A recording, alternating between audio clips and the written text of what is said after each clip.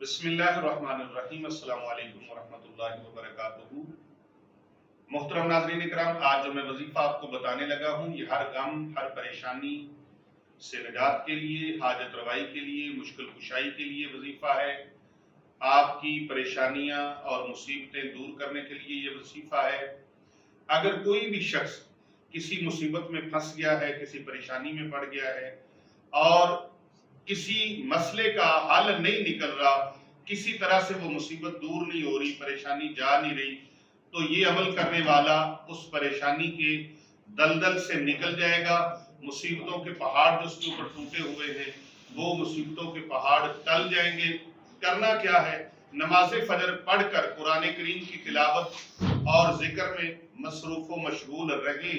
جتنا بھی آپ قرآن پاک کی تلاوت کر سکتے ہیں نماز فجر کے بعد، یہاں تک کہ آفتاب بلند ہو جائے، آفتاب طلوع ہو جائے، بلند ہو جائے، یعنی یوں سمجھ لیں کہ سورج بالکل واضح ہو چکا ہو۔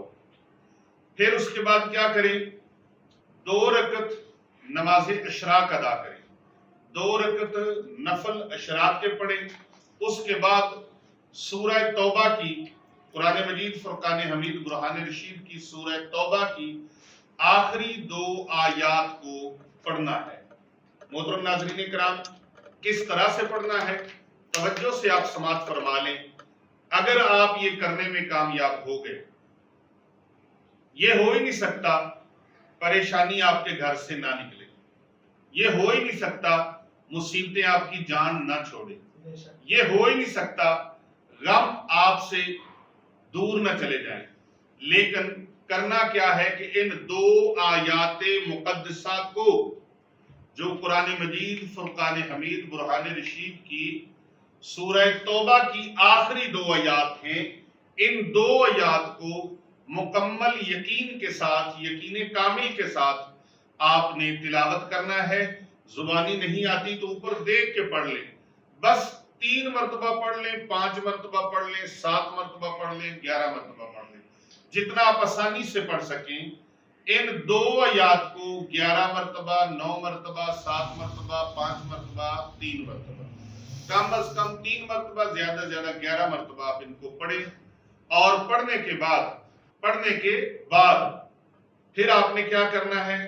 آپ نے سر بسجود ہو جانا ہے، یعنی اپنی پیشانی کو سجدے میں رکھنا ہے اور اللہ تبارک و تعالیٰ سے امن و عافیت طلب کرنی ہے اور اللہ تعالیٰ سے دعا مانگنی ہے کہ یا مالک الملک، میرے حالات سے مجھ سے بھی زیادہ خبر تو رکھتا ہے۔ جو میرے حالات اور معاملات ہیں اور میرے پریشانیاں ہیں، میرے اوپر مصائب ہیں، مصیبتیں ہیں، غم ہیں، مجھے جو ٹینشن ہے، جو تکلیف ہے، جو غم ہے، یا اللہ وہ مجھ سے بھی زیادہ تو جانتا ہے، کیونکہ تو میرا خالق جو ہے، تو میرا مالک جو ہے، تو میرا پالن ہار ہے، تو میرا پروردگار ہے، میرا رب ہے، میرا مولا ہے۔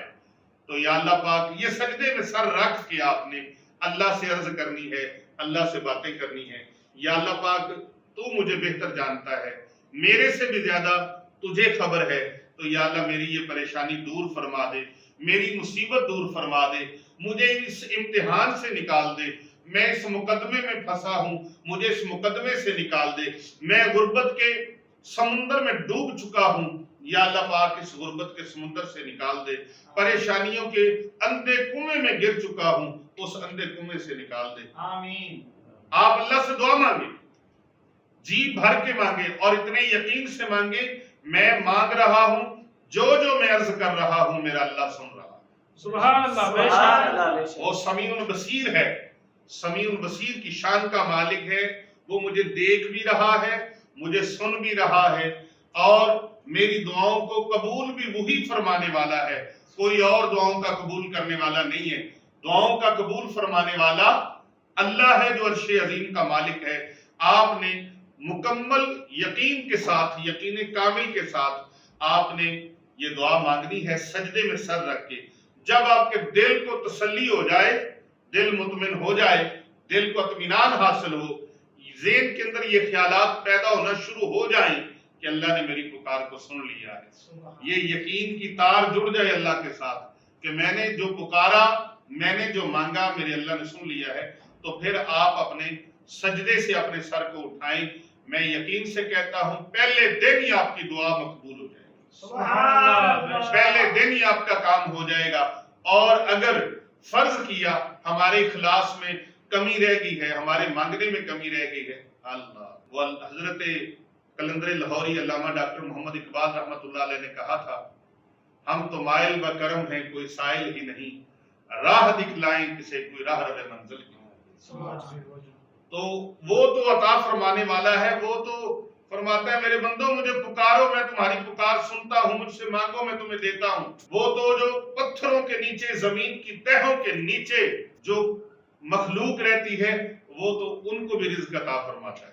سبحان اللہ. ساری مخلوقات میں سے صرف انسان ہے جو محنت کرتا ہے روٹی کے لیے.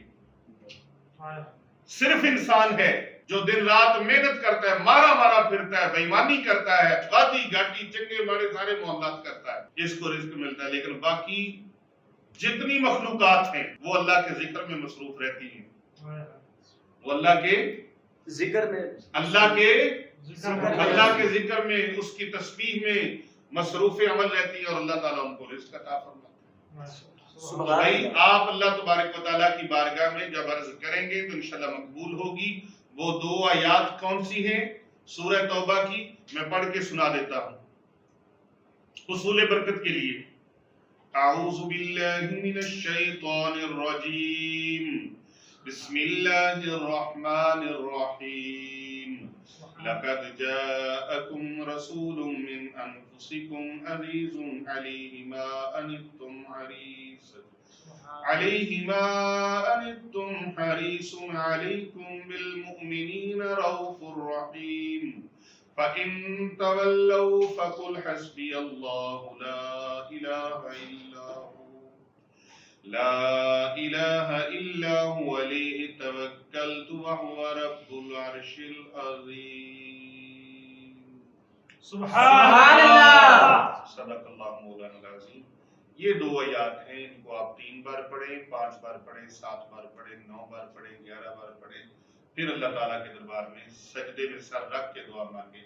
یہ 2 رکعت نماز یہ آپ کی تقدیر بدل دے گی، آپ کی قسمت کا انداز بدل دے گی، آپ کی زندگی میں تبدیلی لے آئے گی، آپ کی لائف میں چینج لے آئے گی. آپ اللہ کے در سے مانگ کے تو دیکھیں.